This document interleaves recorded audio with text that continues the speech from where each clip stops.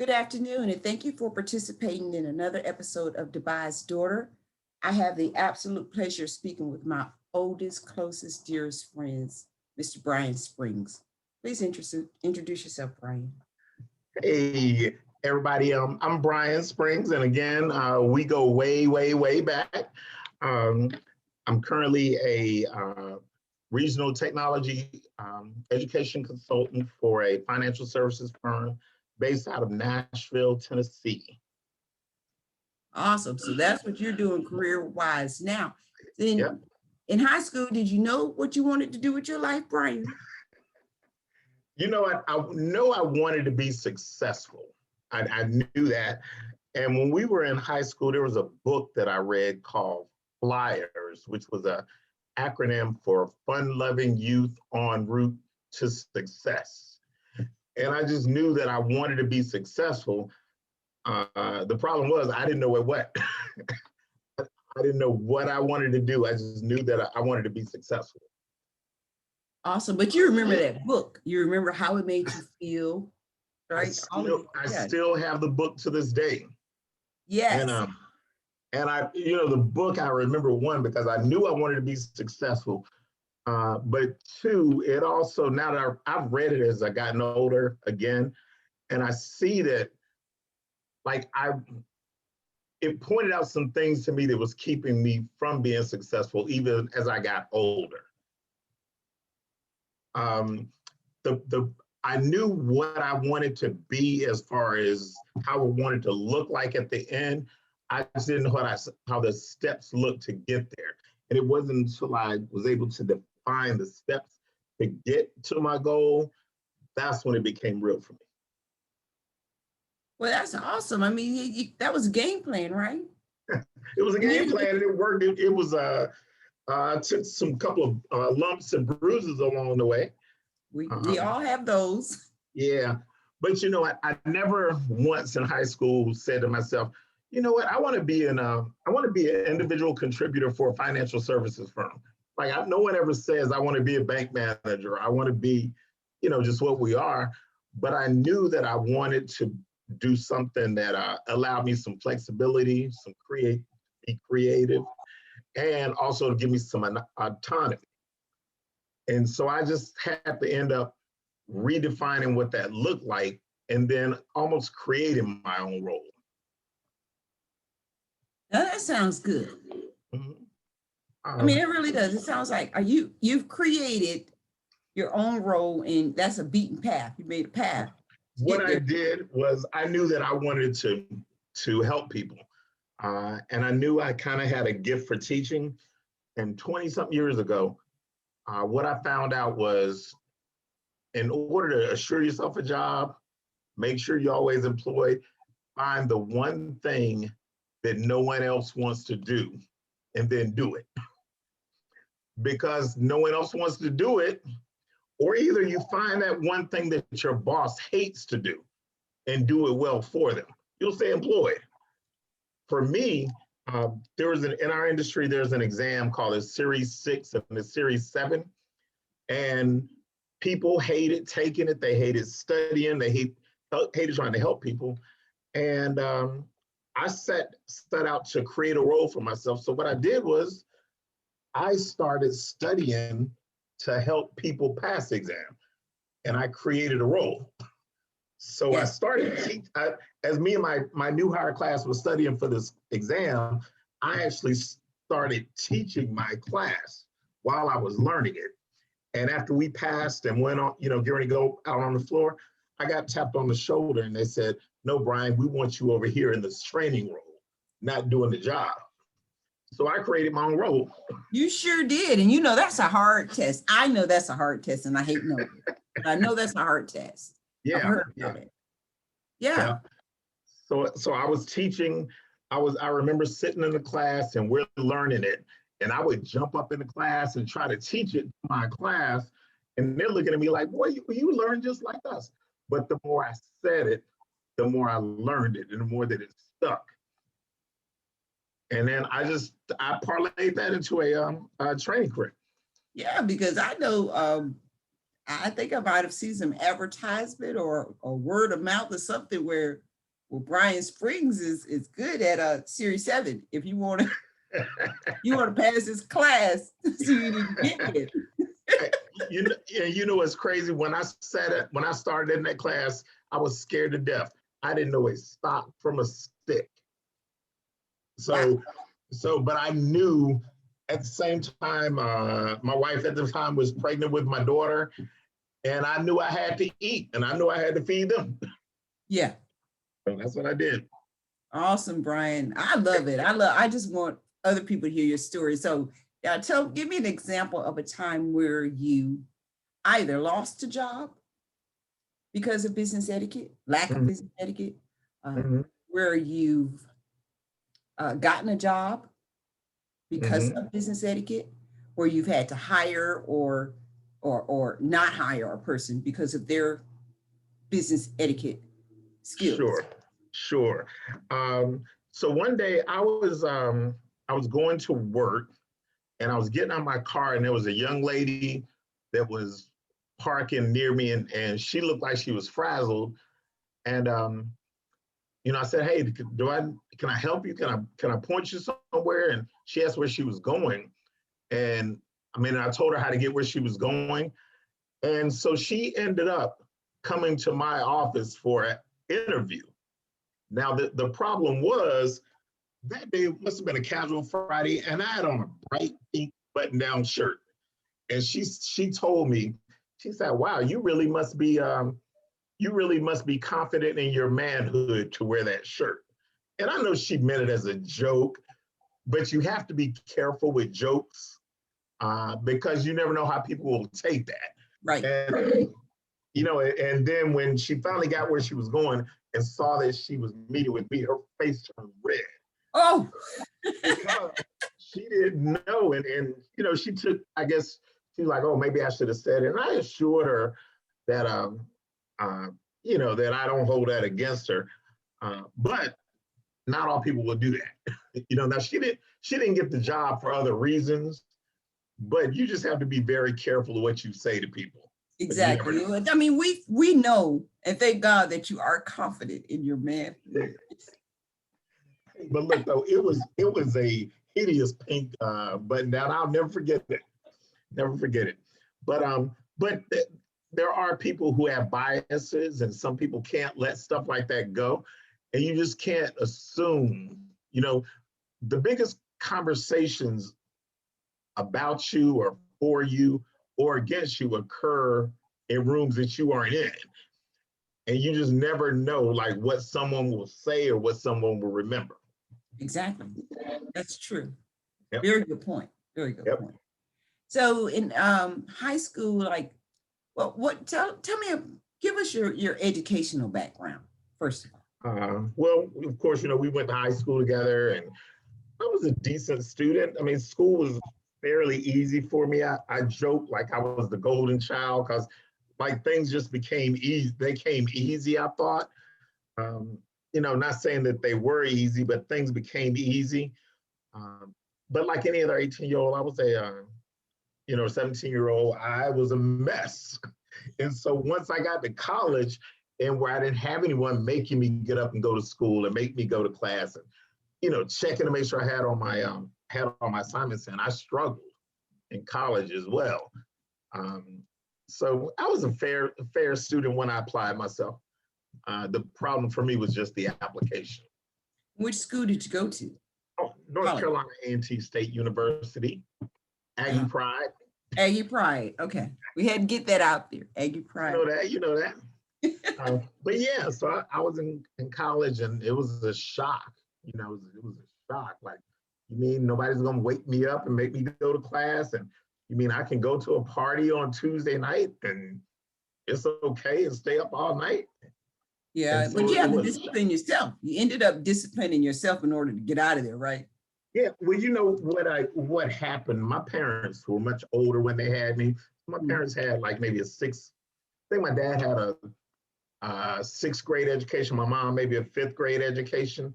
So they wanted me to be successful. The problem was they didn't know how to help me be successful. I remember my dad saying, boy, just get your lessons done. Just get your lessons done. And my mom would be like, boy, just get up there and just do right. Like do your work and graduate. Well, that sounds great in theory, but that doesn't really give me a path or a plan or the steps how to do that. Yeah. And I remember, talking to my sister who was a professor, she was like, yeah, Brian, the goal is to graduate, but you got to do smaller goals and chunk it up. So I want to make it through this week. Okay, well, what does this week look like? That means put 2 hours of study in this poli-sci class on Monday. On Wednesday, do another 2 hours for that class. And Friday, do that. Or if you got a paper due in 2 weeks, chunk it up, write 2 pages a day, for 5 days, 10 days before the paper is due. So when we talked earlier about what my goal was and what I wanted to do in life, as far as being successful, I always had a goal. I just never knew the steps to get there. And I think that's for me when it turned around once I figured out how to study, like how to schedule my day, how to use my time wisely. And Yeah, once I do it daily, then the big goal will happen. yeah. So you just included a lot of things in there because you definitely said time management. Mm-hmm. That's a thing. Goal setting goals. Yep. And sticking to them. I want to go back a little bit and I want to talk about your parents, their education versus your education or helping you get to the point where you needed to be. When just because they didn't know, that did not mean they didn't want better for you. Exactly. They just didn't know how to help you. But that's when Big Sis come in.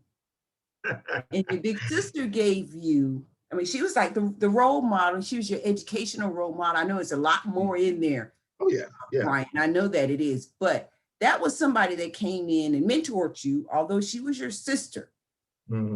She showed you how to set goals, how to meet those goals, how to manage your time. And you did all of that.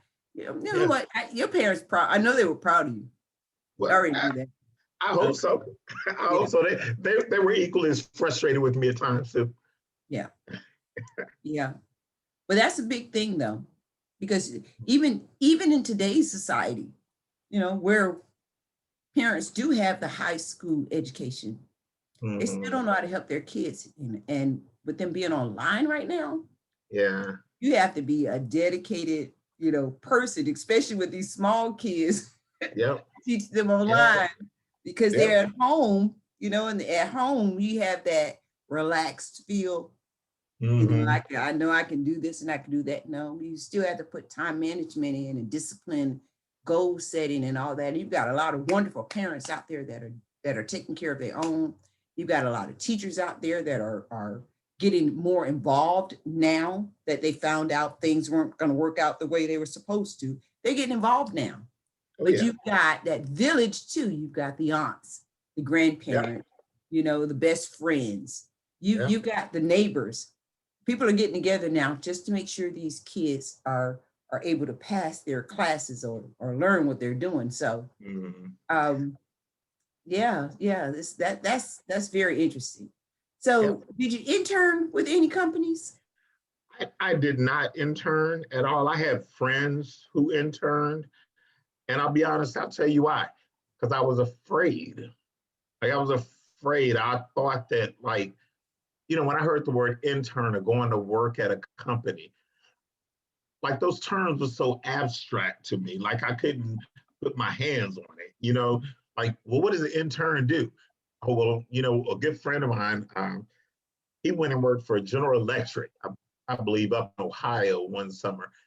And he told me what he did, and I just couldn't grasp it. I think he was like a product manager or a program manager. And honestly, I just couldn't grasp what he was doing. I didn't understand it. And so I was intimidated about applying for internships and trying, because I didn't know, I didn't want to go and embarrass myself, do a bad job. And what I learned is that nobody's going to hire a kid, 18, 19-year-old kid or one intern on something that's very important or strategic. It generally is going and learning how business works, making copies, running errands and stuff like that. But I heard program manager and I'm like, oh, I don't know how to manage a program. What if I push the wrong button or something? But again, it was because I didn't know, because hadn't had the exposure. My parents certainly didn't have the exposure. So it was something I was just afraid of. And now, and I tell my daughter all the time, like, baby, you can do anything in the world you want, which my parents told me too as well. But I just didn't have exposure to it. I didn't know what those words meant, so they intimidated me. Like back in our time, yeah, the internships, when you think about internships back in our day, it was, okay, I'm going in here and I'm going to be in here for maybe 8 hours a day and nobody's going to pay me. So it's like a waste of time, but it's not a waste of time. But we did feel that. I remember that too. What am I getting out of this? But you know what you get out of? You get, most times you get paid. But if you don't get paid, you get the experience. You get to put that on your resume, whether it's your college resume or your working, resume. You get to put that there because this is a time that you allotted and it's accounted for and somebody trusted you. They put you in this position. You did a good job. Even if you didn't do such a good job, you completed it. Yeah. So that's the part, right? That's a completion, right? That's a good thing. So in college, since we know that you didn't intern, we know that you partied in college. We know that you had a little struggle in college. Yep. Did you have goals in college? I tell you, I learned this years ago, but I didn't learn that there was an actual term for it until I got in the professional world. But when you set goals, they have to be SMART goals. And have you heard that term? They must be specific, measurable, achievable, relevant, and then have some type of time commitment around them. And so back to your question, what was my goal in high school? Well, I wanted to be successful. All right, there's absolutely nothing smart about that goal. It's clearly not specific. It's not measurable. It's not achievable. It's relevant or whatever. But if I say I want to be in a position where I can be, autonomous, use my creativity, and be able to impact the lives of the company. Of the employees by by helping them to pass exam and also save the company money on testing fees, retesting fees, things like that. That's definitely relevant. That was an important thing at the company I was working for at that time. And I wanted it, and I didn't want it. I knew I wanted to be successful. I knew it would take time. And I said, I just want to help each class get better. And you've done that. And I did it. I created my own role in this industry. You can't even beat that. Yeah, you can't beat that. This guy, it's not your company. You don't own the company or anything, but you went in there and you put your foot down. You made you a place. Yep. Right. One thing I've always heard, people will say what they want from a company. Well, I want time off, or I want a raise, or I want to be a supervisor. Well, it's okay to ask for those things, but you got to be prepared to tell the company how you're going to help them get that. And I remember, we were paying this company to come in and tutor these people like a couple of days before they took the exam. And I sat in and I watched the guy do it. And I was like, I can do this. I'm sure y'all are paying him $5,000 plus his, travel, putting up in a hotel. And I was like, I can do this. I just need to get better at it. And so I started studying it. I started working at it because I knew I wanted to make sure I had a job. And as long as people work in this industry, they'll always need this test. They always need that test. Yep. How many times do they get to take it? Twice? 2 times generally. If you don't pass it the 3rd time, you have to wait an entire year. So you can't take it and then take it again just to get the answers. or understand the exam. You can take it, you have to wait, I believe, 30 days before you can reschedule it. And then if you don't get it a third time, you have to wait another year.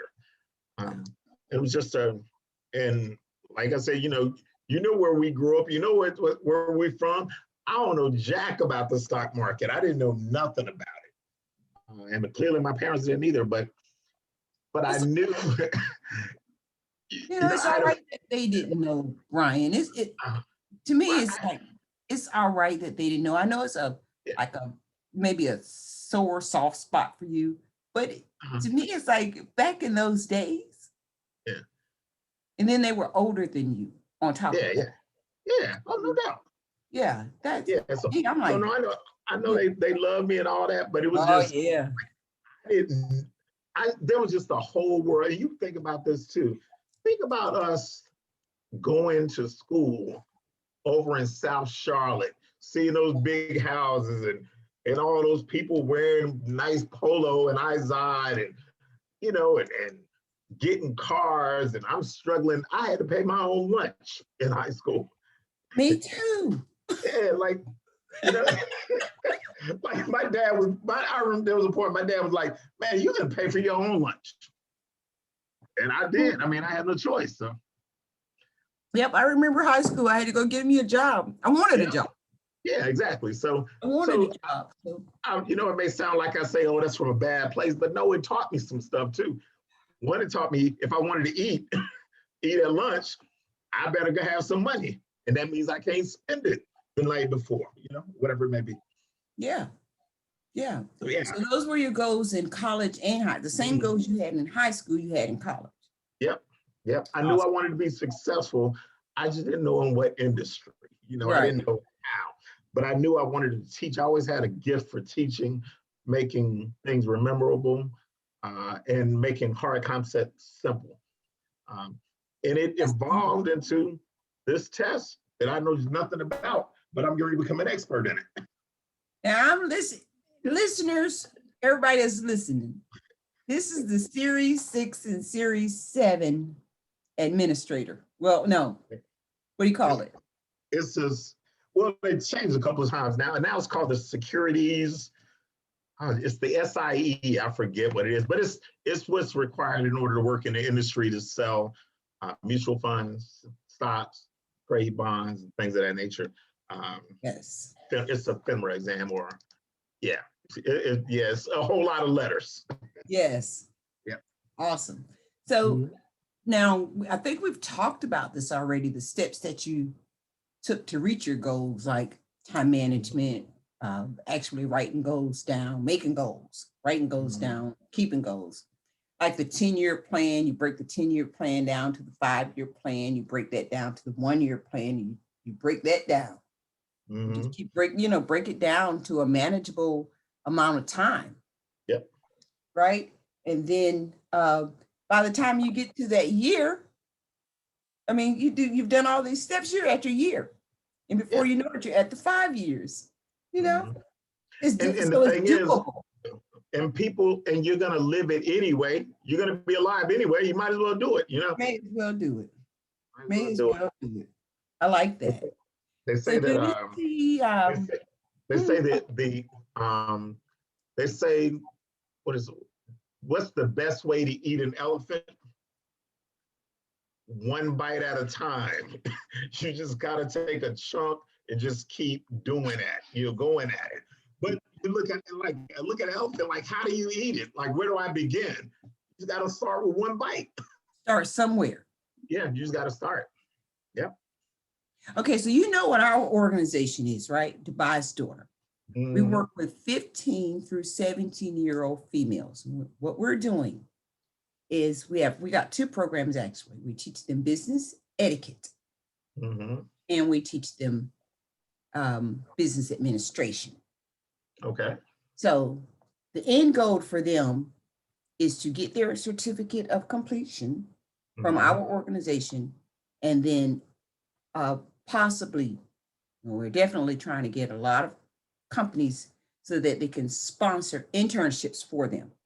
And we're talking 15, 16, 17-year-old females. We want them to get that huge jump that they need. They need this jump. And then they could pretty much make their own role in the company like you're doing, right? Hey, I like that. Get in where you fit in. I like that. Yeah. So again, with business etiquette, do you see that being applied in your workplace or lack of it? I do in my current role. I definitely do. There have been places that I've worked where business etiquette was not really important, desired, whatever it may be, and I'm so thankful that I'm not in those places anymore.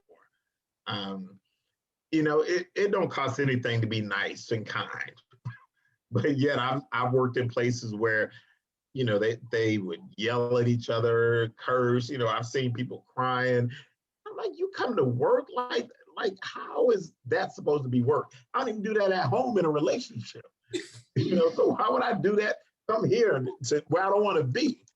But it's just weird how some people just think that you can say and do whatever you want, or you can. I don't even know how to begin. I know this may not be as appropriate, but it's relevant for me. So in my industry, financial industry, it's clearly a white shirt, blue or red tie, like gray pants, blue blazer. Like it's really there's a look. It's a uniform, even though we don't call it a uniform. It took me the longest time to figure out that uniform don't define me. Like, because I wanted to wear the pink shirt. I wanted to wear the yellow shirt. I wanted to, and I believe when my daughter was born, I had the little twisties in my hair and had a nose ring. And I just felt like if I took away from that, I was taken away from me. But then until I realized, Brian, it's just a uniform. You wore one in the Air Force, you wear it for 8 hours and you take it off. So now I go to work in my blue shirt or my white shirt with my tie on. Then I take it off and I come home, put on a print shirt. Yeah. Like my job doesn't define me. My job pays my bills. Yes. And but while you're there. Exactly. So my job allows me to do the things that I want to do those other 16 hours that I'm not at work for 8. So to get to your etiquette question, I've just seen people so caught up in like being anti-establishment, being anti-authority, because they don't want to seem like they're giving themselves up. So, I ain't gonna do this, I ain't gonna act like this. No, I just go to work, do my job, and I go home. That's a whole different level, even of what I'm thinking. Business etiquette. Yeah, I'm dress code. Yeah, I mean that's just an example. That the dress code is one big one. Yeah, it's one big thing, but to think that it's taking your identity from you, I don't understand that part. I know what you're saying. I get the part about how you want to dress at work, but if this is a job that you accepted this job. There's a handbook that they give you, right? It tells you about the dress code. It tells you about other different things, but nobody pays attention to that handbook until there's an issue. Yeah, so you're in trouble. As soon as there's an issue, you either find your handbook or you go to HR and you get you another one. Yeah. But in there, it tells you everything. It just does not say business etiquette. Right. So, and nobody, I mean, it's just, to me, this is my opinion. This is why we started this program, because it really is gone. To me, business etiquette is how you dress, how you speak to others, how you deal with difficult situations in the workplace, being a part of a team. I mean, it's just so many different things, how to properly write emails, thank you, follow-up letters, whatever it is, telephone call, whatever it is, you're following up because someone has taken their time. All of this stuff is etiquette and just it's so broad. And if we as adults, our age, we're a little bit older, a little bit younger, if we're having issues with business etiquette, imagine how these kids are. They know nothing about it. And on top of that, they're not even in school anymore. They're at home. They're home, yeah. So who's telling them about etiquette? You know, you don't think you have to show that etiquette because you're at home and you're comfortable, Right. but you do. Yeah, most definitely. It's hard. I feel sorry for the kids right now. It's just a weird situation. Yeah, it really is. But that's Yeah, where but organizations like mine come into place. And it's not just me, it's a lot of organizations right here in Charlotte that are helping our youth. This is just something different that I feel they need to know to help them get a head start. Yep. Because you have to have someone to care about this aspect. You got someone doing this, someone doing that, someone doing this. The parents, they're covered doing everything. But if you got someone else, it makes it just a little bit easier for you as a parent and you can relax. Yeah. So our podcast, or even the people, the audience that we are reaching out to, it's not the 15, 16, and 17-year-olds. Again, it is not them. It's parents. It's the parents of those. Yes, the counselors, the teachers, the principal. Somebody knows that you're doing a good job and you would be a great fit. This is what they need. Oh my God, if only they had that, then it would be excellent. So we're looking for women business owners to help sponsor our females. Okay. What it does for the women business owners itself, like it does for me, is it gives me a sense of I'm giving back, not just to the community, but I'm giving to a young lady. I'm going to help this young lady. She's going to remember me in 25 years when she's really settled in her career. 25 years, she's very, very settled. She's going to look back and say, Miss Iman helped me. Okay. All right. Well, You know what I mean? Yeah. I'm sure that you have it too, but there's that one person who helped me that I can think back and said, man, thank God. If it wasn't for Wanda, lady named Wanda, if it wasn't for her, where would I be in my career? I remember her pulling me to the side and pretty much jacking me up in her office. Saying, look, man. Sometimes you got to do it. Yeah. And I thank her for it. Like I thank her, but it didn't feel good at the time. But I can't imagine where I'd be without her. Yeah. Like she saw something in you, right? And what are you doing? You are messing this up, Brian. I am going to need you to do this, and I'm going to need you to do that. And we always say things like, when you leave this house, this is what I told my daughter. When you leave this house, you're a representation of me, of what I am doing in this house, what I am teaching you in this house. You go to school and you start acting up, they're going to look like your mom ain't doing nothing with you. That's not always the case, because parents can do the best that they can, and the child still, goes astray or goes another way or whatever. I don't have time to keep coming up to this school. Now, I'll go up to the school when that school is doing something bad, wrong to you or mistreating you, whatever. But when it's you and you got to come home with me, I told her, she'll tell you, she laughs now. Would you rather deal with peer pressure or mommy pressure? Choose. Yeah. You know my daughter. Yeah. I know she won't do with your mom, with her mama pressure. That pressure bring heat. Yes. Yeah. But I had my daughter on a podcast like this, Brian, and she was like the first one I had, because if I'm reaching out to someone else's daughter, I want you to know that I've taken the time with mine. So you know what I mean? I don't want you. Yeah. You look at, well, what is your daughter doing? Don't she have a daughter? Yeah, I do. I have a daughter. And let me tell you what my daughter's doing. So I let my daughter tell what she was doing. Now, there's no Yeah. brag in there. Please don't misunderstand me, Dubai's daughter land. Don't misunderstand. I just want you all to understand what I'm saying.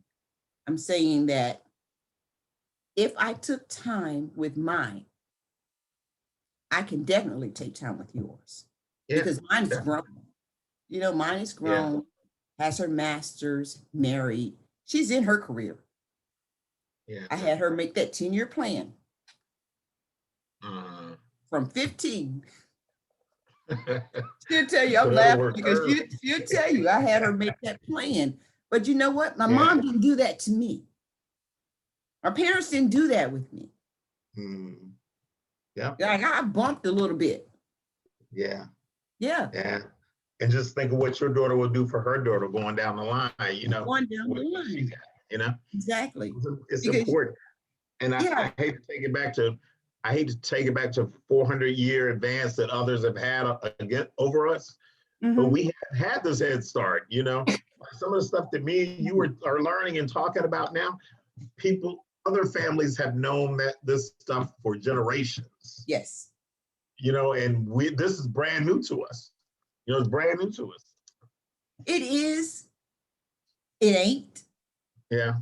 you know, Yeah. because you have some um families that, I mean, they work, the dad worked 2 jobs, the mom Oh, worked yeah. 2 jobs, but they still want you to do much better than we're doing right now. We don't want you to have to work these two Oh, yeah. jobs. There's 4 jobs between us, and we really, we rarely have enough time to sit down and eat together as a family, Mhm.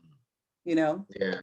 So we always want our children to do better than we are. Better. Yep. Like my daughter does finance. I Okay. know, I don't know numbers. I don't know it. Yeah. I ain't trying to know it. Where she got it from, I don't know. But thank God you do.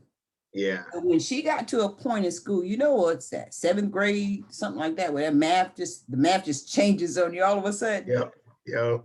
I would sit down with her just like I'm supposed to and try to help her figure it out. So when I couldn't get it, I said, well, this is what I need you to do. I need you to ask the teacher, because that's your teacher, Yeah. to show you how to do this. Make sure that you get it. If the teacher can't make sure you get it, I have family members that do know math, but I know how to pay for a tutor. There it is. You know, just as long as you get what you need. It ain't got to all come from me, because that was the one thing out of all the things in the world, that's the one thing I couldn't help her with. And that's what she does. Ain't that how they do you? That's, yeah. And it doesn't make me feel bad because I know I did the best that I could, No doubt. you know? And she No doubt. turned down, I mean, I can't believe that girl's doing math, but yeah. I got 2 + 2 + 4, and then you throw a letter in there, I'm done.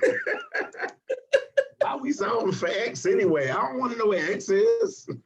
I don't need to know it. Like my thing was like, when are you ever going to use that? But come to all that stuff that we learned, when am I going to ever use this? It comes back, y'all. It comes back. It comes back. It comes back. Brian, it's been a pleasure speaking with you. Is there anything any comments or notes for us, or any questions that you might have for us as Dubai's daughter?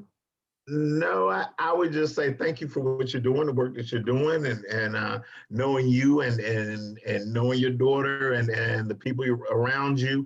I'm sure anything that you do has a stamp of a goal for approval. I wish you well with it. Anyone else who's doing it. For those of you who are struggling finding your way, or trying to get through school or whatever it may be, just remember to make small, chunkable goals and measurable, make them realistic and measurable. And then the last thing I'll leave you with is if you have a list of things to do, the first thing you should do is swallow the frog. And what that means is if you got a to-do list of 7 things to do, put the hardest task first. I can't think of any task that I would have that would be worse than swallowing a whole live frog. But if I do that one first, the other 5 or 6 things on my to-do list make it so much easier. I'm taking that. Yeah, and that's what, and that's kind of how I work now, and that's how I live. Like when I wake up, I'm looking, okay, what's the worst thing that I've got to do today? By worse, it just could be the thing that I don't want to do, or I don't necessarily get pleasure in. Let me get that out the way. I'm gonna swallow that frog first early. The rest of my day, rest of my week is much easier. Because you tackled the hardest thing. That's it. Everything else is like, I mean, I can breeze through that. I can put off some stuff now. That's it. I don't have to just be right on top of it. Yeah. In mind, I tell you, my biggest, the biggest thing that's hampered me in life is procrastination. And that's how I have to try to get past my procrastination. Swallow the frog. Just go ahead and swallow it. It's going to taste horrible. It's going to feel disgusting. Just get it out the way. And the rest of your day is easier. The rest of your life will be easier. How about you can throw it up later? That's You know, I got to see all that. Just know I did it. It sounds like, like really physically doing that, but that's not what I mean. Yeah. Even if you're saying it like I just said, it is, you've already conquered that. It's in you. You know it. You're going to remember that because it's hard and you had to work hard to get it. So this is a lesson I'll never forget, right? So that's throwing it back up later. You never lose it. You never lose it, man, because you know what it took to get it down. Yes, yes. Well, I certainly appreciate you. I have been waiting to speak with you for a long time because I know your work ethics. I do. All right. Well, thank you. I appreciate your time. I appreciate you having me. Absolutely. I've been waiting on this one for a long time because this series 6 and 7, Mr. SEII himself. So if you need any help, you can always contact us, and we'll try to get you in touch with Mr. Brian Springs. All right. You get all the help that you need. We appreciate you participating in another episode of Dubai's Daughter. Check out our podcast on Spotify and our website, www.dubaisdaughter.org. Look forward to speaking with you guys soon. Thank you.